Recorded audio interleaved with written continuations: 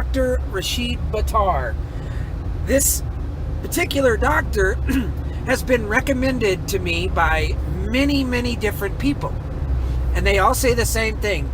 Hey, Donald, this guy is dropping some serious truth. You know, he may be a Trump guy, but still, he's talking truth. So I do this video, and I tell everyone, you've got to be very careful with this.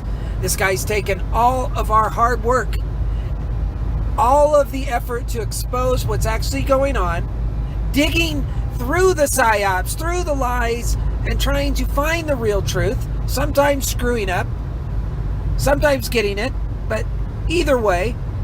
And they take that truth and they subvert it.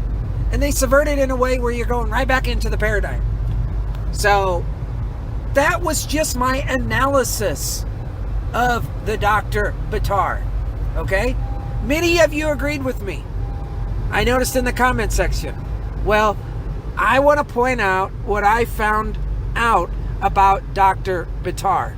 And before I play this, I just want to say personally that I understand that these people are playing, for lack of a better term, 6-degree chess with these psyops, okay? I'll explain what I'm talking about after I get into this.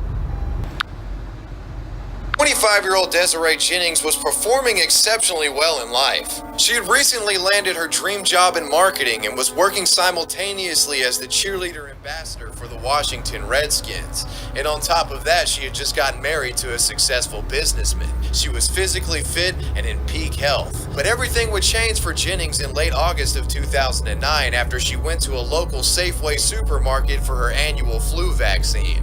In the days following her getting a flu vaccine, she began to develop some extremely bizarre symptoms. She was speaking in a European/Australian sounding accent, flailing her arms and legs spastically while walking forward, and claimed that she lost the ability to read. Shocking video footage of the woman's symptoms were shown to the American public via the means of an Inside Edition report covering her case. Can't control it. The muscles, everything just shakes. She could run and walk sideways, but not straight ahead. Her symptoms kept progressively getting worse. I'm not the type of person to sit and watch TV or sit around on the couch. I have to be busy, productive, and, accomplishing something. Otherwise, I get very bored. Could this be that same woman? Desiree, one day the picture of health, and the next a twisted, stuttering, fainting vision of pain and suffering. I certainly try to remember stuff. How did this happen? Desiree blames the dramatic change in what should have been a routine flu shot last fall. The story would become a national sensation and inadvertently created a new wave of flu vaccine paranoia. As the story would continue to develop, Jennings would publicly claim that she received the diagnosis of dystonia from a physical therapist. So let me stop it right here. So I'm playing this guy's video, and in this guy's video, he's going to claim that this girl is faking this vaccine reaction, and she caused a bunch of people to go to the other side, to the anti-vaccination crowd.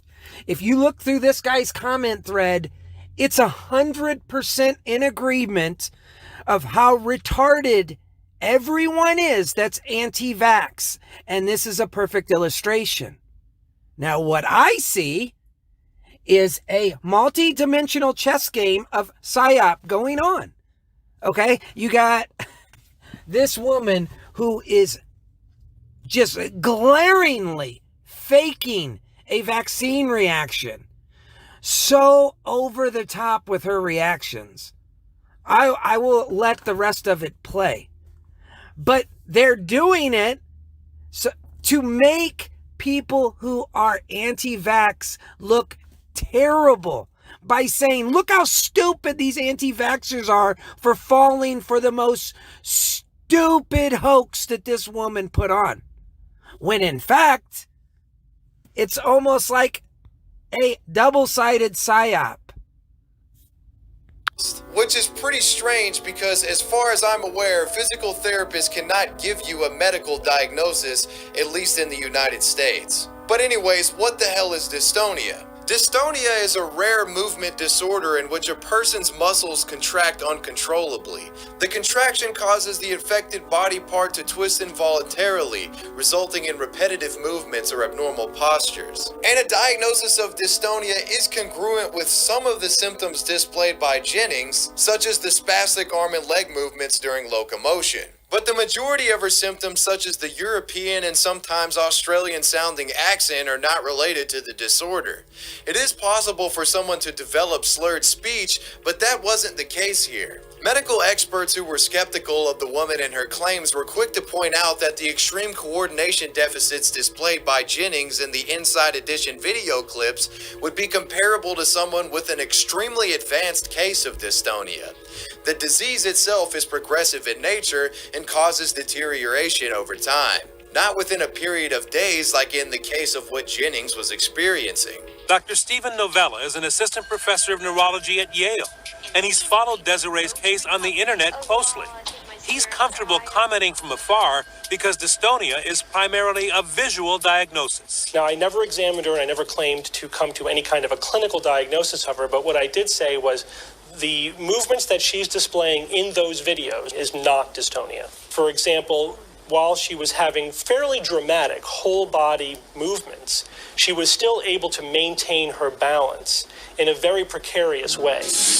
Even more puzzling was the claim that Jennings could walk normally if she walked sideways or backwards. And whenever she walked sideways or backwards, her speech just magically cleared up and went back to normal with no accent. She has to go up and down stairs backwards because something as simple as walking forward can be dangerous. Do you see how ridiculous this is? And here's the unusual part about the disorder. Take a look at this. Desiree can run just fine. It's only when she stops. You see, that's where the spasms start. Now you can walk backwards though, and it'll make it better, right? Yeah. She runs with a normal stride.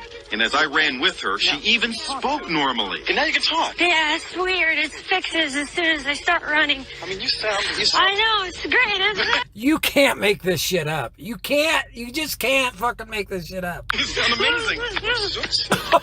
And then you stop, and that's what happens. I think by now you're beginning to understand the picture here. Something about this woman and her story was fishy. Jennings seemed suspiciously eager to appear on television programming, and there were reports floating around the news industry from people who had been in contact with the woman in person, and they claimed that her symptoms would become exaggerated when the cameras were turned on. So are you starting to follow this? Can any of you, please do this, please. If any of you fell for this when this happened, please let me know. Because I have faith in every single person who subscribed to my channel that they did not fall for this. But what is ironic is what you have are all of these pro-force vaccinators who are saying, do you see? You idiots fell for this. All you dumb, uneducated anti-vaxxers fell for this. When in fact, ironically, they are the ones that fell for it. Even more strangely, in the midst of all this, she participated in a 7-mile marathon shortly after her first round of media appearances. And she claimed she was able to do this because her symptoms cleared up whenever she started running.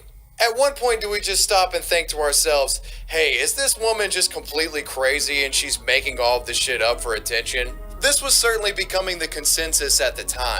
As more expert reports emerged doubting Jennings' claim to dystonia, the public's sympathetic attitude towards her began to wane and she quickly was becoming a laughingstock. Inside Edition had been covertly filming Desiree Jennings out in public spaces across a span of a couple of weeks. And during their undercover filming operation, they discovered that when Jennings thought no one was filming her, she magically had no symptoms. But look at Jennings now. Inside Edition supplied this video of her walking normally, playing with her dogs, shopping, and even driving. Inside Edition had been secretly taping Jennings for weeks. We've been trying to reach you and you have not been returning our phone calls. Oh, I'm sorry. What's going on? It looks like you've made a complete recovery. Well, I don't want to say complete recovery. I still have a lot of cognitive issues. I mean, people are free to believe whatever they want, but, you know, I mean, clearly what I've been going through, I know it's not psychogenic, and it's not a hoax. By now, you've probably noticed Jennings spoke with a foreign accent that she'd never had before. I'm from Ohio. I should not be talking like this. One more thing to notice, when Inside Edition first approached Jennings in this parking lot, she seemed to be walking normally. But after their interview, she walked to her car sideways, saying it was dystonia. Yeah, Inside Edition busted this. Okay, so I'll try to keep a straight face here. This is the purpose of this video, not to show you all this bullshit before, but they're going to talk about how she was cured. And guess who the doctor is who cured her 10 years ago? Okay? And remember, if he was her doctor and he supposedly cured her of this fake fucking thing, then that means he was part of the entire psyop. Girl, she got caught red-handed. All of her symptoms had mysteriously cleared up when she thought that nobody was looking. This interview alone was pretty much confirmation that this woman was off her rocker and had made all this stuff up in her head. A Center for Disease Control report, which was published around the time of the Inside Edition expose, further undermines the woman's claim of dystonia. Here's the CDC report, which denies the flu vaccine could cause any of the woman's symptoms, and also contains the history and physical note from the neurologist who examined Jennings when she... Are you starting to see how this incredibly silly hoax actually props up vaccines? Not the other way around like this guy's trying to make out, or all of his commenters. It's like, it literally is 6-degree chess. She first displayed symptoms. Patient began experiencing difficulty walking, chills, sweats, tremors, and vivid dreams with difficulty sleeping. She began having headaches described as a cold spot on the back of her head, had subsequently developed a stutter, but was able to speak clearly if she whispered. Her symptoms persisted and progressed to erratic movements of the toe, intermittent uncontrolled blinking, difficulty focusing, uncontrolled shaking, cold feet, and sharp pains in the legs. Upon this admission, the plan was to rule out Guillain-Barré syndrome, multiple sclerosis, malignancy, Lyme disease, and myasthenia gravis. Patient noted to have dystonia, speech dysfunction, gait dysfunction, anxiety, shortness of breath, photophobia, tinnitus of the left ear, and increase in appetite, a 2-pound weight loss. It was also noted that the symptoms were worsened by warm water, especially at the knees. The admitting neurologist felt that there was a strong psychogenic component to the symptomology and made a final diagnosis of weakness. Basically, Jennings had seen a neurologist and the doctor had attributed all of her symptoms to being psychogenic in nature. When a disorder is labeled psychogenic, that means the problems are believed to be arising from emotional or mental stressors or from psychological or psychiatric disorders. And really, I hate using layman's terms when referring to medicine or medical terminology, but really what's going on here is this neurologist felt as though that Desiree Jennings really had no actual problem. She was pretty much just making all of this up in her head. Despite the overwhelming evidence that Jennings did not contract dystonia from the flu shot, she continued with the narrative. She claimed that her symptoms were cured after receiving treatments from a doctor who engaged in alternative medicine. Dr. Rashid Buttar ran an alternative medicine clinic in... Oh my goodness.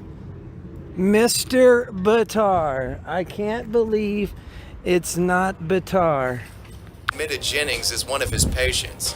Dr. Buttar would go on to administer a series of intravenous chelation therapy to Jennings. Chelation therapy is thought to remove toxic metals from the bloodstream, such as mercury. Dr. Buttar administered the chelation therapy believing that the symptoms she was experiencing were related to mercury found inside of the flu shot. Ever since receiving this, Jennings has associated Dr. Buttar's chelation therapy as the explanation for her symptoms disappearing. So do you see how this all works?